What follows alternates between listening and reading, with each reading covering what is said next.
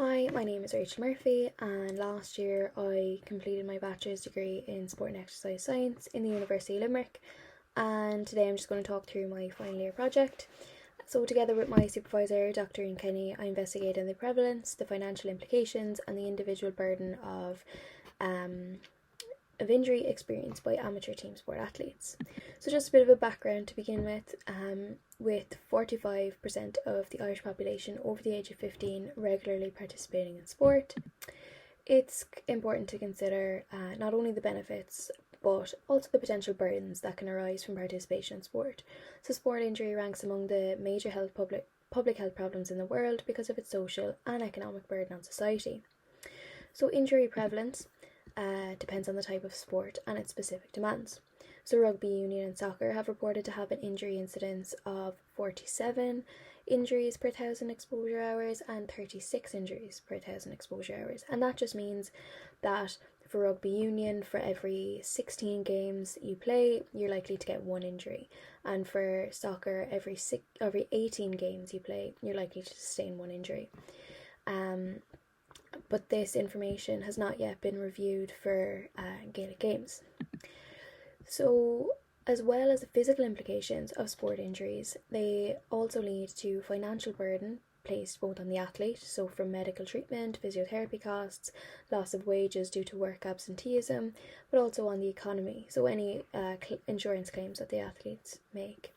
And athletes also tend to have a strong athletic identity. So an athletic identity is the extent to which an individual identifies as an athlete, and this can have both negative and positive consequences. So when injured, an athlete with a strong athletic identity may feel greater levels of anxiety, they may experience a loss of their sense of self, or have feelings of grief.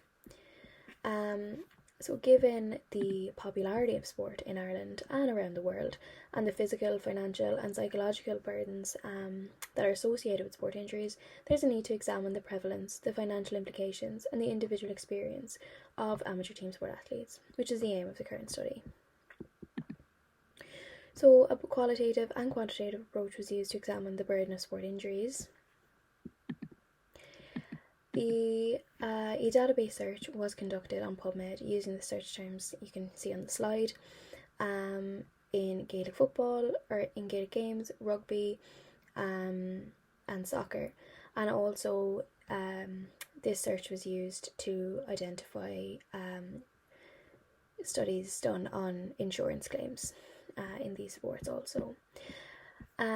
12 amateur team sport athletes selected from a convenient sample also agreed to participate in a semi-structured interview where they were to report their individual experiences of injury.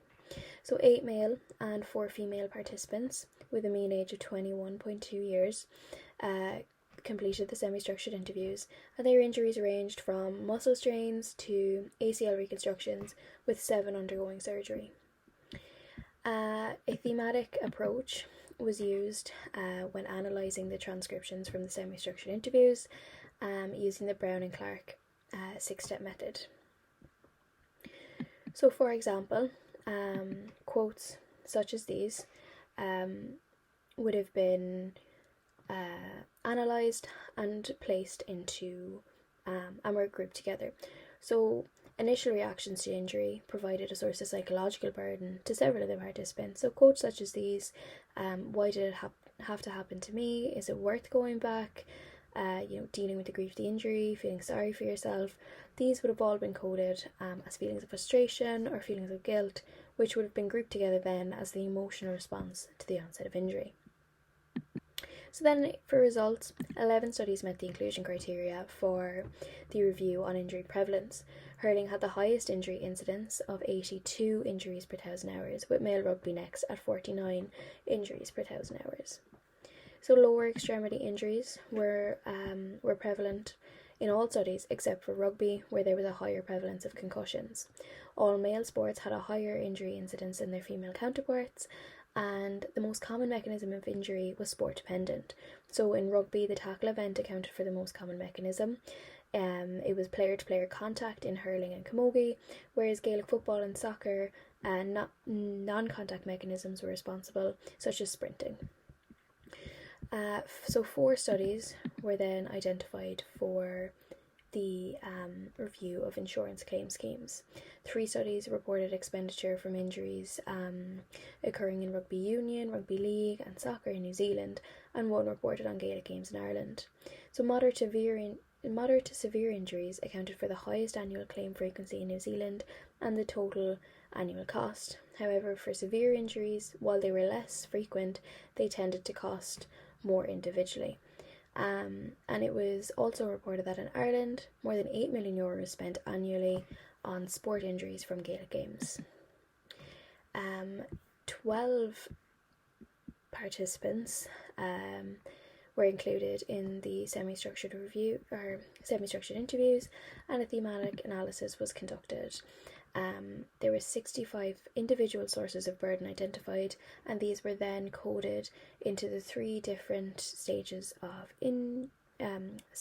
recovery, so injury onset, rehabilitation, and return to play. The most frequently mentioned burdens were incapacitation, both after initial injury and post-surgery, re-injury or injuries to the surrounding musculature during rehab or return to play, and participants also experienced a variety of negative emotions throughout the whole process. So to date, there's not been a review of injury prevalence in Gaelic games. A systematic review by Yeomans et al. In 2018 reported an injury incidence of 47 injuries per 1,000 hours, similar to the findings of this study. And a review of professional soccer identified an injury incidence of 36 injuries per 1,000 hours, implying that hurling has over 2 times the injury incidence of soccer. However, due to the differences in the amateur and professional level, it's hard to generalise these results. And it was also found that male sports tend to have a higher prevalence than female. And this could be for a number of reasons, potentially due to the higher intensity of training, greater number of contact situations in games, higher training and match exposure, all in male sports. However, it's important to consider that the female studies included in this study had smaller sample sizes and had typically reported just a single season. Therefore, larger scale studies are needed to improve the credibility of these results. Findings from the review of the injury claims data reported that €8 million was spent annually on insurance claims and sport injuries, this highlighting the importance of the implementation of intervention strategies to prevent these injuries. So in terms of psychological burden of injury, athletes undergo a range of emotions throughout the 3 phases of injury. The integrated model of psychological response to sport injury and the rehabilitation process explains that the way an athlete appraises their injury is responsible for the emotional response and therefore their behavioural response. So if an athlete negatively perceives their injury, this can lead to feelings of disappointment and frustration, which can lead to reduced adherence to their rehabilitation programme and then leading to a longer recovery. It's also reported that physiotherapists play a large role in supporting an athlete throughout this process, yet physiotherapists lack formal training psychologically and to be able to fully support an athlete throughout the process. So in conclusion, sport injuries are a source of physical, financial and psychological burden for an athlete, and this study gives a clear rationale as to why injury prevention strategies are important. And physiotherapists also provide a role provide a vital support network for an athlete throughout the process.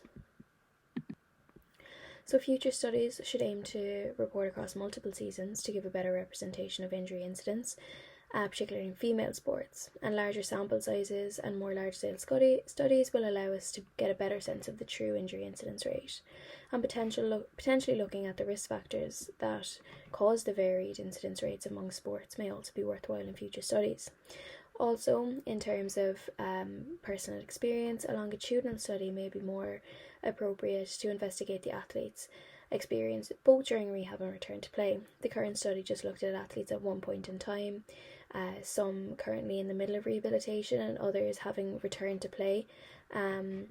So following a player from the onset of their injury through rehab and through return to play may be beneficial. So they are the references that I've included in my presentation.